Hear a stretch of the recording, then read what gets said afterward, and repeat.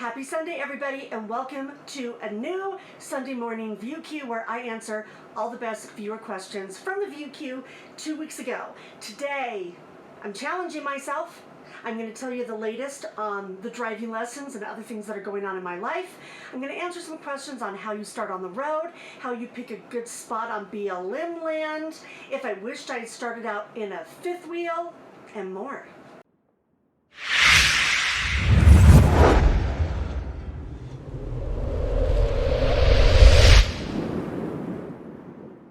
Hey Birdwatchers, it's Robin. Now, I know I'm a little crowded here and this is a weird angle, but I have a lot going on in here. Right outside this window is an industrial park, which is why my windows are down. It's early in the morning and everybody would be able to see in here because I'm getting my solar installed. So I will tell you guys all about that in the near future, but you know, I have a lot of stuff sitting around here. So today I'm going to challenge myself and try and actually put out a video without a super ton of editing. Now, if you guys watch my videos, you know there's a lot of cuts. It's because I want to take out the ums and the likes, and if I want to rephrase something because I don't think I made the point that I wanted to make, or it doesn't make sense, maybe I redo it. So today I'm actually going to try to answer your viewer questions, which I have right here, without editing. We'll see how that goes. Okay. First of all, I want to tell you guys that I know a lot of you were anxious to see the rest of my driving lessons because the video that came out last Sunday ended with Badge and I getting out of that really awful weather. You guys wait till you see the footage of what we drove into. When we left Colorado, I got in a foot of snow 2 days before. We had a winter storm warning because there was a storm coming in and we were trying to outrun a winter storm warning for New Mexico. It was going to hit in 8 hours, so not only did we have to get out of Colorado, we had to get through New Mexico, and boy, I'm telling you, there was snow hitting my windshield that was the size of paintball. I mean, like, psh, psh, psh. And I was driving, it was just fine. But I have that footage, and the reason it hasn't come out yet this week is just because, you guys, I must have 25 hours of footage between the driving and the hitching and the backing up and all the stuff that I've learned. So stay tuned because that's going to be coming out this week. All right, let's get to your questions, which are upside down, but I'm not going to edit that out. Okay, I'm going to start with something I love. So Nancy says, I'm doing it. I have decided to sell my home to a flipper and get out of here. Except I can't seem to get started. I look around at all the stuff. How do you start? I know you just start, but it's overwhelming. Okay, Nancy, I feel you because it's tough, especially when you go from a house, even if it's a studio, down to a smaller space. And somebody close to me is doing the same thing right now, so I'll tell you what I told him. You gotta make 3 piles. I mean, if you're talking about your stuff in general, the stuff that you absolutely have to have on the road, and just know that's gonna change. I'm actually gonna answer a question about that in a minute. Good morning, boy. The boy's up. And by the way, my cat's name is the Big Boy. Don't say poor kitty. He's loved. It's an old story. He's an old cat. It happened years ago. His name is the Big Boy, and I just call him Boy. I digress. So, when you look at all your stuff in the house, you really want to think about the things you have to have. And I'm talking like your favorite 3 pairs of clothes, and which is why you see me wearing the same thing all the time. Maybe your laptop, your medication. Start with the very basics. Think about how much space you have and then move up with your basics from there. That's 1 pile. Then you've got the pile that's trash or Salvation Army or a giveaway. And then you've got the pile that maybe you can sell. If you go into my latest book, Work From Home While You Roam, there's a whole section in there for resellers.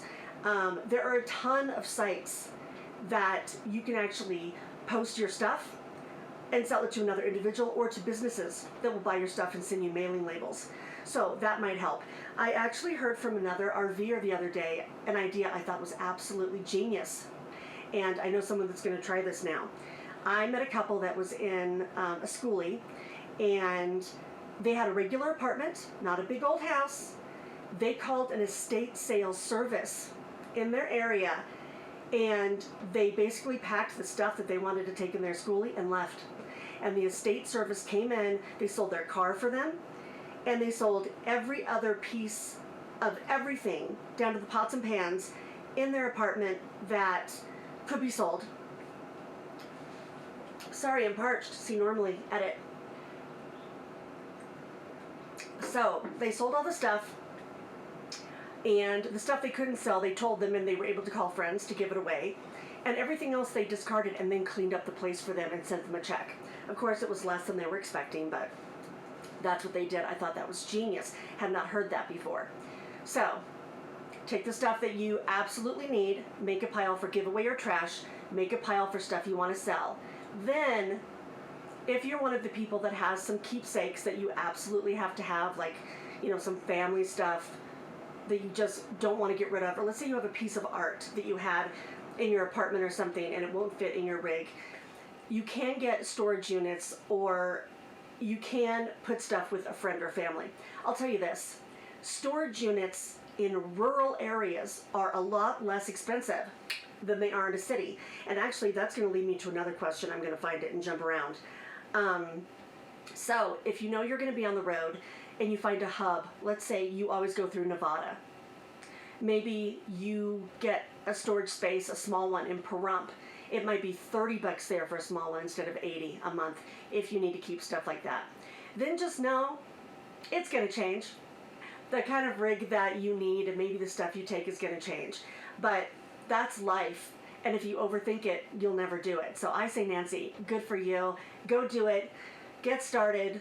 Take it one piece at a time. You know, if you're like most of us, you'll find that a lot of the stuff like back in your cabinets you haven't looked at in years anyway.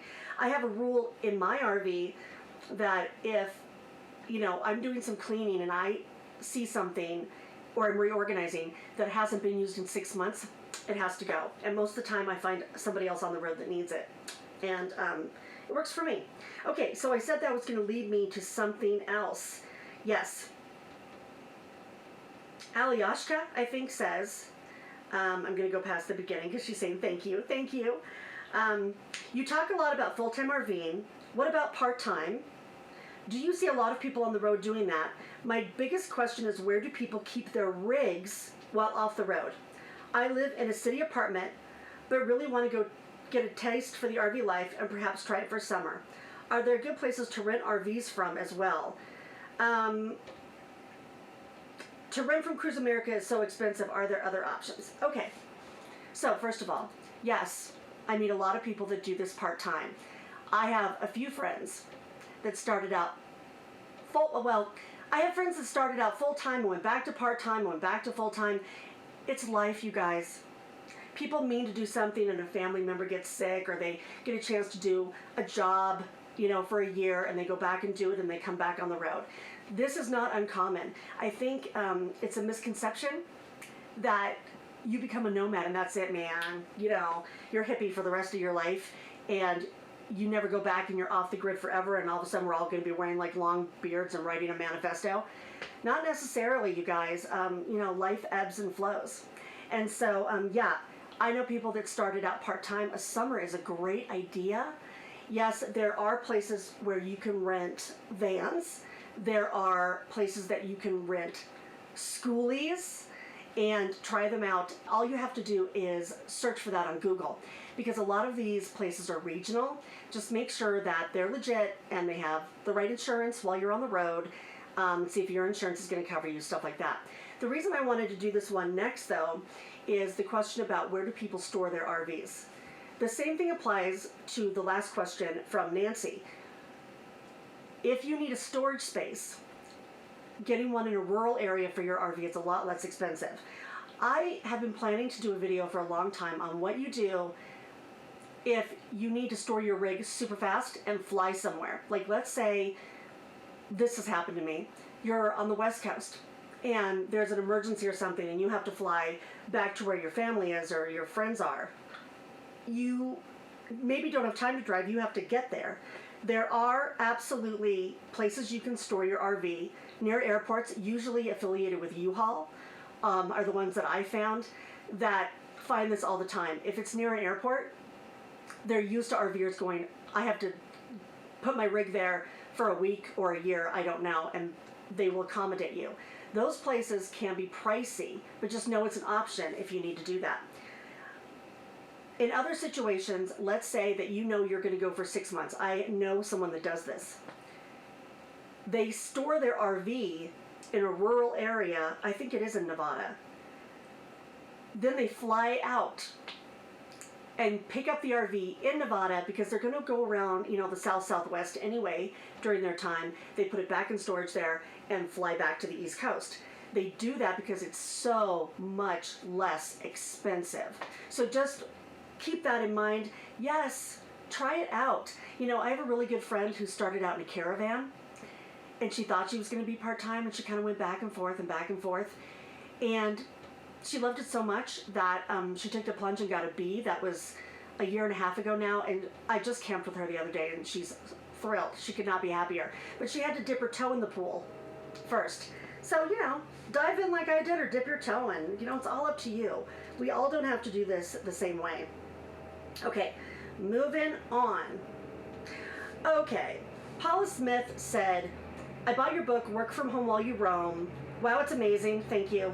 It has a world of information, and being able to click on the links and go to the actual sites is a plus. Very informative. Okay, this is not a question, you guys, but I read this to remind me there's a train going by because I'm in an industrial area. Sorry about that. Because I have a lot of questions in the last VQ about why the book isn't in a printable format.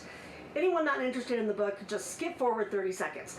But here's the deal, you guys. It's a book about getting online jobs, and every single listing in there is for an actual job with a link to apply and information on the money and the qualifications if it's available. So it's not a book that lends itself to a printable format. When the links go bad, I will be updating them. And every year I'm going to be coming out with an updated version for those of you that asked that question. I mean, look, if you want to get a remote job or a job online, you kind of have to be able to navigate through the links. Any book that I write in the future that is not so link heavy, I will absolutely put out in a print format. For the people that asked why they're not able to download the book or if they have to have an e-reader, if you're having trouble downloading it, call Amazon. It's really easy. Just go over to the left, hit contact me, put in your phone number, they call you. Okay? Then for people that said they can't read it without an e-reader, yes, you can. You can read it on your phone, your tablet, your computer. You can with any Amazon book. You just have to download the Kindle app, which is free, and then get it into the app. So super easy, you guys. And I feel like I should digress here a little bit because, there's stuff in the news about how remote work will become more common, perhaps in the near future. And I just want to let you guys know that there are opportunities out there. If you are trying to pay off your last $5,000 in debt so you can hit the road, there are side hustles that you can do. You don't have to be a programmer. You wouldn't believe the stuff that's out there. I mean, you could do voiceover work. You could deliver dogs. I mean, if you're a waitress, let's say, you could travel on the road and pick up waitressing gigs all over the United States. You wouldn't believe how many jobs there are. Let's say that you just, in your spare time, want to get on your phone and you want to chat with your camera with somebody in China, like usually a kid, to help them improve their conversational English skills. That pays $12 to $15 an hour whenever you sign on your own schedule, and you don't have to have any teaching credentials. You just have to be a native North American speaker, just to give you an idea.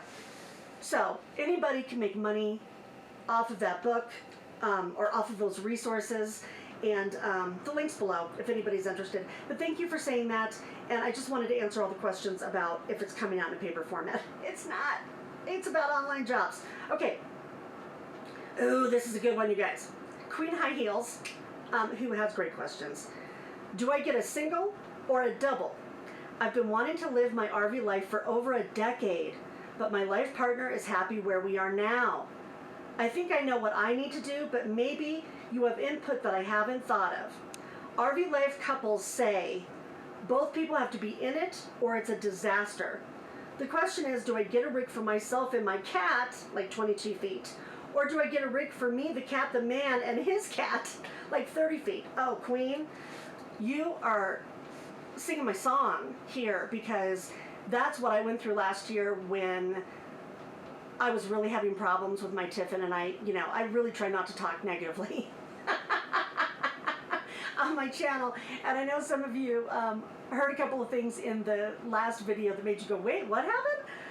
I had problems, and structural problems, and I had to make a change, and I needed to sell it in that model year, or I would have lost $5,000 if I had waited. So I needed to make another decision, and there was a possibility my partner, Doug, would be coming with me at some point, but I don't know. I still don't know. If anybody's wondering, like I've said before, he's invited, but he has to do the right thing for him. I think this is my personal opinion, and please, you guys, comment below. I would love for Queen and me and everybody else to see the responses from other people in this situation. But I think that it's important for each person to really have a clear idea of what they want for themselves, and then give the other person the option.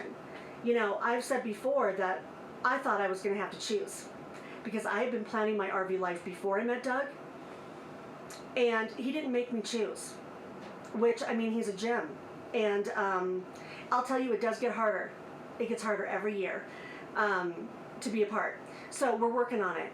But I remember that I saw a video with Bob Wells where he interviewed a couple where the wife went out first in an Airstream, and then the husband followed her and ended up being happy doing it. That may not happen. You might go out on the road and a year later decide it's not for you. I have seen that happen, but usually with people in vans, to be honest, and then they go to a bigger rig or something like that. Here's the thing. My personal opinion is that if you pressure someone into doing something, they're not going to be happy. And then it won't work out. This thing about both couples have to be in it. I don't know any couple that's on the same wavelength about every single thing. One thing that someone did say to me on the road, a couple that had been on the road for 40 years together, I was talking to them about my situation, and the guy said, well, do you like him? And I said, well, yeah, I love him. And he goes, well, yeah, but do you like him? And his wife was sitting right next to him, and he goes, because that's the secret. You gotta like each other to be in a small space together. You have to be best friends. And I thought about that, and I think that's maybe a better way to look at it. I don't know that both people have to be all in on the idea of this life. Look, there is seasonal work that one person can do and the other person can stay. You could try it for 6 months, like the last lady, while he stays, and then he can see what your experience is. And what kind of a rig should you get? Look, I had to make the same choice, and ultimately I decided to do what was right for me, which was get a smaller rig. And then as my nomadic life progressed and my needs changed and I had a better idea of what I needed, I got this rig. But when I did, I really, really had to decide if it was good for me alone. Because Doug may never come with me. I think he will, and I hope he does. But, you know, anything could happen. And I didn't want to be stuck. So if you get that 30-foot rig because you want the 30-foot rig and it's a better space for you, and if he comes, great, get it. But if something happened and he never came with you, would you be stuck with that? Would you be sorry you got that size rig or spent the money? That's how I would look at it. That's just my 2 cents. Everybody else, please do put your opinion down below. Okay, now I'm actually going to go to some questions about switching to the fifth wheel and driving it and all that stuff, because it ties into that one, I think. AAA Ideas said, what are you towing your fifth wheel with, gas or diesel? Thanks in advance. Okay, I chose a Ford F-350 dually because you guys may have seen last year I did 2 videos called Trucker Speak, where I opened up like a trucker, like, Tim Ford, good buddy, you know, what if you see a Kojak with a Kodak, or there's lettuce on the road, or an alligator?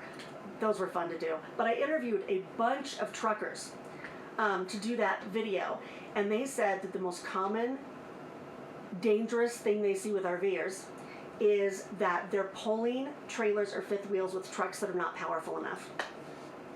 and it is dangerous. I could have gone with an F250, but it would have been at the limit of what I could pull. And when I did the research on diesel, I decided to go with diesel kind of for the same reason. I had friends that said don't get diesel because it's expensive to fix. But I looked at the trade-offs in safety and power and decided to go with the diesel. And I also went with the dually. Now, I have friends that said, oh, you don't want to take that to the grocery store. Girl, I have been driving a 25-foot rig to the grocery store for 3 years. So driving a dually to the grocery store is like nothing. And I did have somebody say to me, if you blow a tire, you've still got 5 left on your truck. And the bed of the truck holds the weight of the fifth wheel, since unlike a trailer, it goes in the bed of the truck better. So that's why I chose that rig. But there were a lot of considerations that I had to make with that. But that was my choice. You might choose something different. I did diesel. Okay, so Melinda says, do you wish you had started out in a fifth wheel? What are some of the benefits of the other rigs you've enjoyed? That is a great question. No, that might surprise you. I'm loving this, you guys. Loving my fifth wheel. Now, I know now how to successfully drive it. Driving it was the easiest, you guys. Oh my gosh. Like nothing. I literally was practicing the other day in the desert, and I had a friend in the passenger seat, and we pulled up to our campsite, and I looked over and thought, oh my God, where's my fifth wheel? Am I in the wrong campsite? Because I didn't see it like I normally did when I pulled in, and it was because it was behind me. I had no idea. It's just, I forgot for a second. It's just that easy to drive, okay? The hitching and unhitching, I'm learning. The backing up is not as easy as I thought. I'm going to show you guys all of that. But still, I don't think I'll ever go back. I really don't. I love the fifth wheel, but I never had any experience on the road, as you know. Had never even been in an RV, really. Had never driven one until I flew out to pick one up that I bought. And the idea of towing something, and something big, this is 35 feet, was just completely daunting to me. So the other rigs were good because they were 25 and 25 and a half feet. And I got used to being that wide on the road. That's the big thing. You know, you don't want to veer out of your lane, especially when you're going through tiny roads. Like I did San Francisco in one of those rigs. That was tight. But, you know, you learn how to maneuver. You learn how to get in and out of parking lots at that size. So I feel like it was a good education for me before I went to my fifth wheel. Now, that's not to say that somebody can't go right out into a fifth wheel. I think, you know, getting to learn any rig, you get like this muscle memory, just like you do in a car, you know, where you know the distances and you know the turning radiuses and all that stuff. But for me, I started out smaller. I learned how everything worked. I got used to it, and then I moved to the rig that was right for me. So for me, it was good. Now, what did I like about those rigs? Well, I'll tell you, on the way here, I had to stay in a truck stop overnight. Could not back into a space in between the trucks. I went from one truck stop to another one. They were across the street. 20 minutes, 20 minutes, 20 minutes. They were laughing at me. I know they were. I didn't see anybody laughing, but I know they were inside there laughing. I would have been laughing at me. Even though I practiced for hours and hours and hours and hours out in the desert, which is the way to do it, backing up is not easy. In the other rigs, no problem. You know, I could back into a regular parking space. So that is a trade-off. And so that was a big benefit. You know, in my leisure travel van, I had a skylight over my bed. And that's the thing I miss most about either one of my smaller rigs, because I could see the stars at night. But it did get dirty too, so it's not as great as it sounds. But yeah, those were the things that I liked the best in those rigs. But overall, this one's better for me. I mean, everything. And I'll go into that in other videos. But yeah, great question. There are things about all my rigs I enjoyed. And I'm happy I started out with them. I learned a lot about what can go wrong. I'll tell you that. Okay. Kay Ann said, if you could take your fifth wheel anywhere in the world, where would you like to explore and why? I love this question. Okay. I would go to Europe. And actually, if anybody out there has any experience RVing in Europe, please do tell us in the comments below. This is something I'd like to look into in the future. I know somebody that tent camped through Europe and stayed like 2 miles from Versailles at an RV park in a tent. But I hear the culture there is great, and I know some other people that have rented camper vans, like to go through Iceland and stuff like that. That sounds like a good way to go. I mean, I wish I could pick up my fifth wheel and take it, but who knows what the roads and camping are like for a fifth wheel. I will tell you this, I was boondocking in Sisters, Oregon on some national forest land, and I saw a couple pull up in the coolest Class A I think I'd ever seen. And they had a sticker, you know, with their Instagram name on the side, so, you know, I thought they might be open to an interview. So I went over to talk them up because I really wanted to see this rig. It was very cool. I think the guy was from Brazil or Portugal, and the wife was from Japan. And they had a European Class A, and they had transported it from several different countries to other countries, I mean over the water. They would put it on a barge, and they had been doing all the different continents, and they were saying their next stop was Japan, and I wish I could tell you guys what their name was, and I don't remember right now, but I have followed them on Instagram, and I said, wow, you can take this big of a rig. It was probably like a 28-foot Class A. I asked, can you take it into Japan? And they said, yeah, nobody RVs there, so there's no rules against it. And there's no guides that tell you this big is your parking space on side street parking. And I'm telling you, on Instagram I follow them, and they took that rig all over Japan. Which I'm sure they got a lot of looks because nobody else is doing it. But yeah, for me, I'm a history person, and I've not been to Europe. And I was French club president in high school, people. So I can't believe I haven't been to Europe. Doug's been all over Europe, but it was because he played soccer there, but he never got to really enjoy it. So we do talk about camping in Europe. So anybody with any tips, please put it below.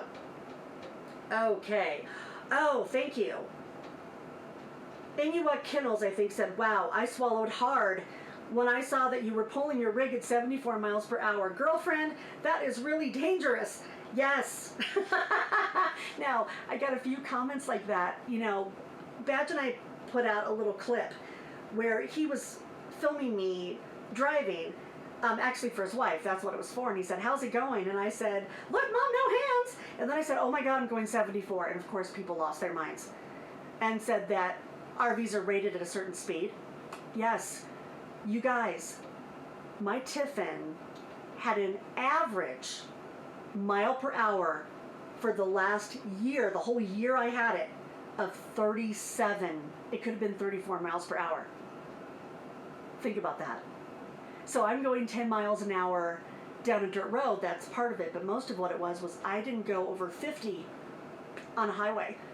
I mean, I was the person with my hazards on going up the hill.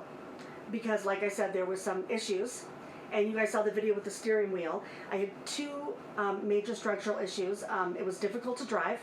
I think the balance was all off, and it was not fun to drive over 50. This is why I wanted a bigger, stronger, sturdier rig that wasn't terrifying. So when I looked down and saw that I was 74 miles an hour, it felt like I was going 50. And that's why I said that, because I was like, oh my gosh. And believe me, I am a 60 mile an hour girl, if I'm lucky. I like to take it slow, go around, you know. I drive like an old lady. I'm not here to rush to my next spot, like, you know, when I have my corporate job. That is not why I'm doing this. I'm over rushing, I'm over having any kind of the road rage. And so I stay in the right lane. People can go around me. I was surprised I was going 74, but that just tells you what it's like in the fifth wheel. It's just like it's nothing. It's like it's nothing. And so I was really surprised, but now I keep it on cruise control. So thanks for saying that, because I did want to clarify that that is too fast. I totally agree with you. Okay. Chris says, I love to see your morning campfire. I think this part of nomad life is important. What other things do you do to ground yourself? Okay. Yes. Please go over and follow me on Instagram if you want to see more of the morning campfires, or on Facebook. I have a lot of pictures or videos of that there. I might do more travel videos because you guys have liked them, and I'm kind of at that phase. You know, there was so much information that I wanted to put into these videos, and so maybe I'll do a little more travel. Tell me what you think. But that's why I haven't shown a ton of the morning campfire. But like I've said before, I like to get up in the morning, have a coffee at dawn, you know, go out. That is so grounding. I said I put my feet on the ground, but I mean, just to like wake up with the birds and see the rays of light go through the trees. And you know, I have to tell you, I have a road trip play mix, which I've said before, which has, I swear, it feels like a million songs now that I play while I'm driving. And just going through rural areas, you know, there's nobody else on the road, you're just kind of cruising and the music's playing. That, I find that grounding. It gives me some time to think. And I try to remember that the only pressure I put on myself is the pressure I put on myself.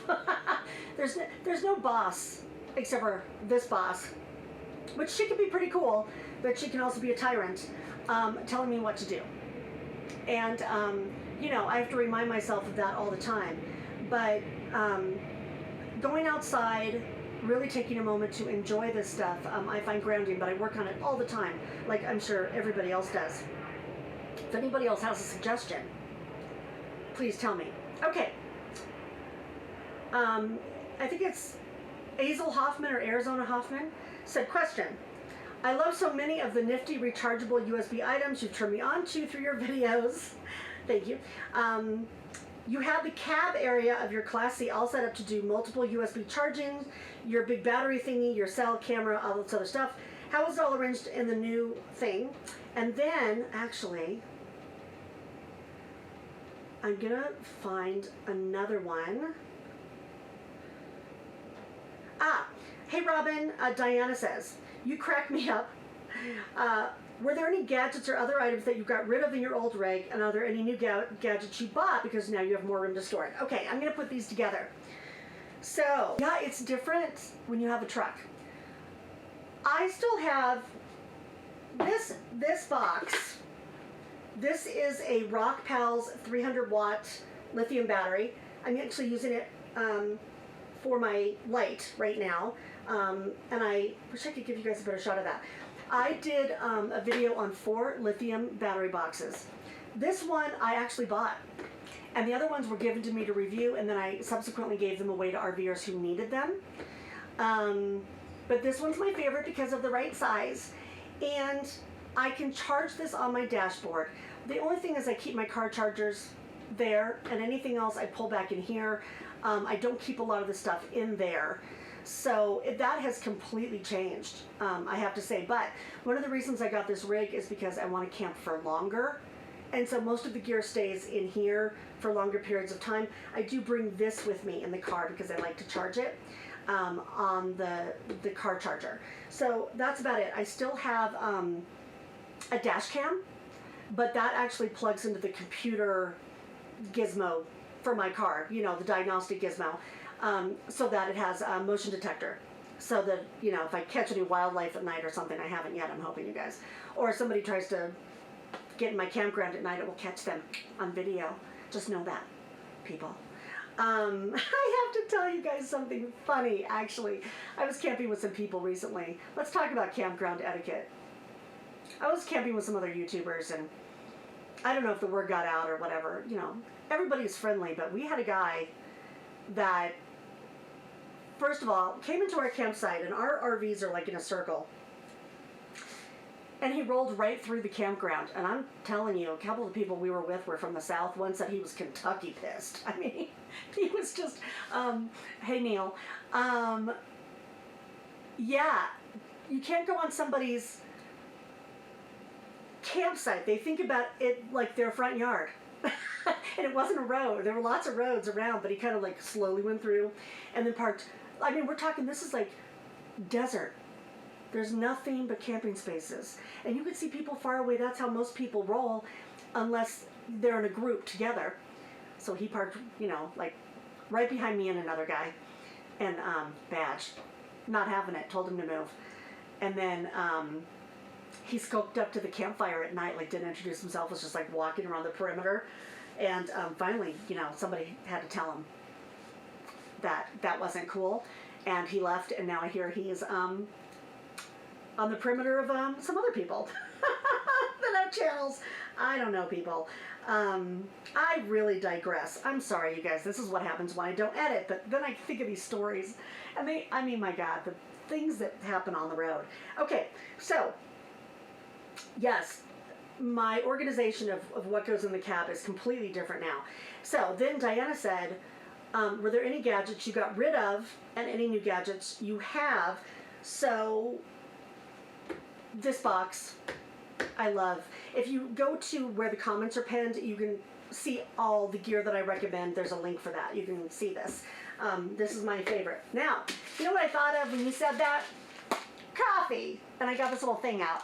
Okay, so one of the gadgets that I got rid of that I used to use all the time was, you know, one of those little silicone collapsible coffee makers where you put the filter in and fill it with coffee and then you pour hot water over it. I have a kettle, and I did that, and in those small spaces, I knocked it on the ground like twice, like hot, wet coffee grounds everywhere.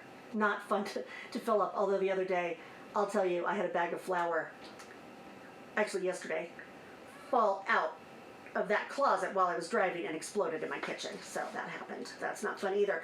But that I'm a coffee person. I like to have my coffee in the morning, and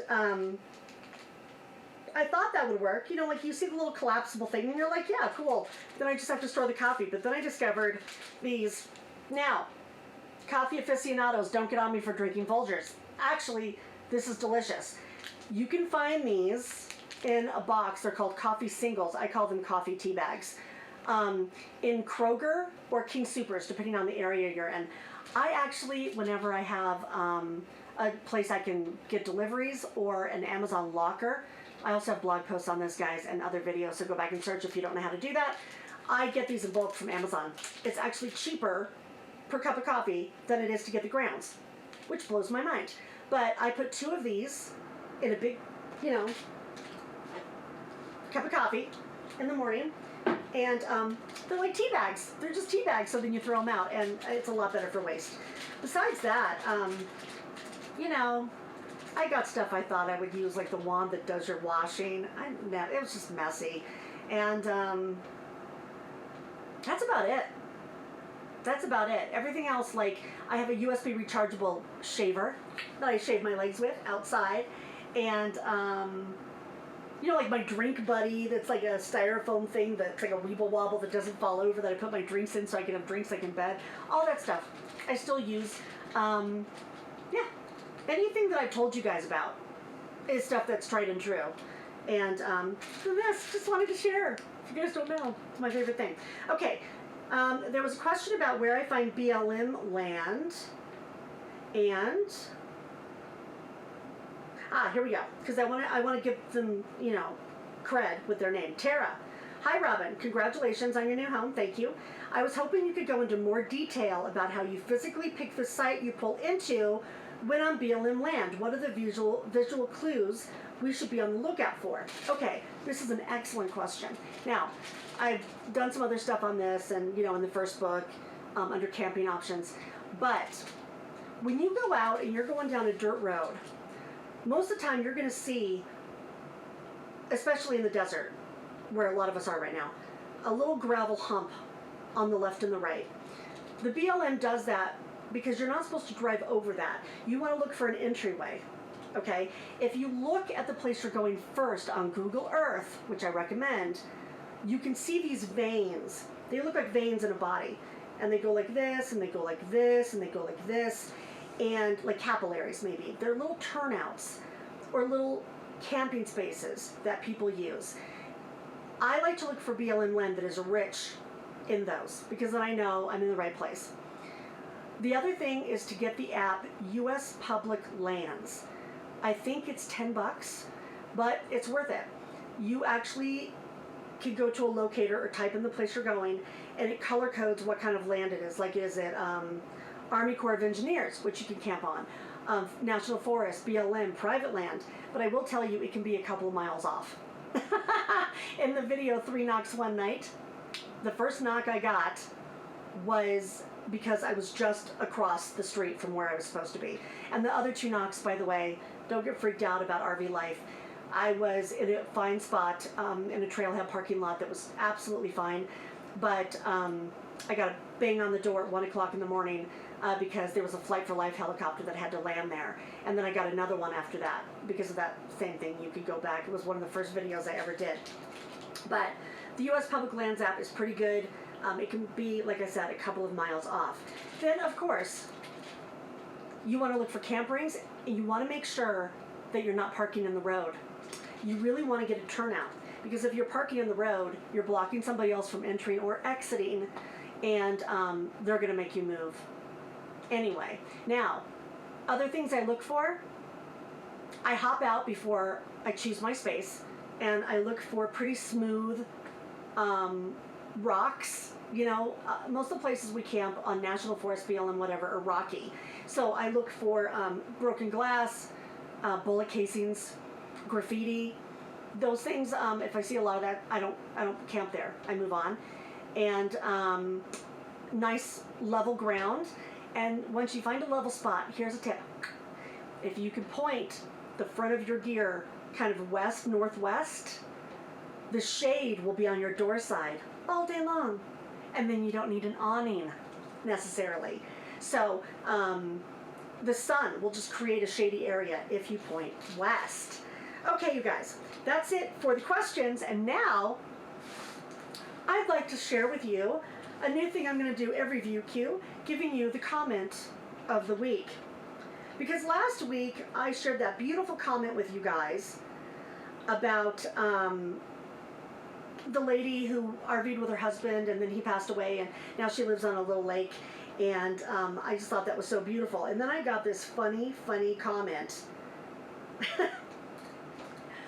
This guy really put some time into this comment, you guys, and so I'm happy to end with this one. And so I've read it a couple times, and I'm like, wait a minute. I think it's mostly a compliment. I'm going to cut out the middle because it's really long, but I'm going to give you the beginning and the end as the comment of the week. You ready for this one? You're going to die laughing. The guy says, Jimbo Headspace here, just wishing you all the best. I mean this comment in the best possible way, creativity girl. You are my jolly, joyful little RV jelly bean. I see your face animate as a stubby little talking jelly belly. Your color and flavor vary according to your topic and attitude. Cool blue with an icy tang that he goes through, you know, spicy and tropical and Mother Earth. And then he says, after all those flavors, rather confusing and informing at the same moment, and always changing. You bring joy and education about RVs and life with most posts. Keep up the good work, and let us together enjoy the journey. I am happy to be your stubby-faced little animated jelly belly, Jimbo Headspace, and thank you for taking the time to write this really interesting long comment. I appreciate it. So, with that, you guys, I think I did pretty good. I don't think I have a lot of editing to do. Thanks for going through with me while I did this experiment. I appreciate all of you. Look out in the coming days for videos on the driving, the hitching, the backing up, some other shenanigans, my solar install, and more. I hope you're all out there on the road now, or I hope to see you someday soon, or just doing something you love with your life. Until then, everybody out there have happy travels and be free.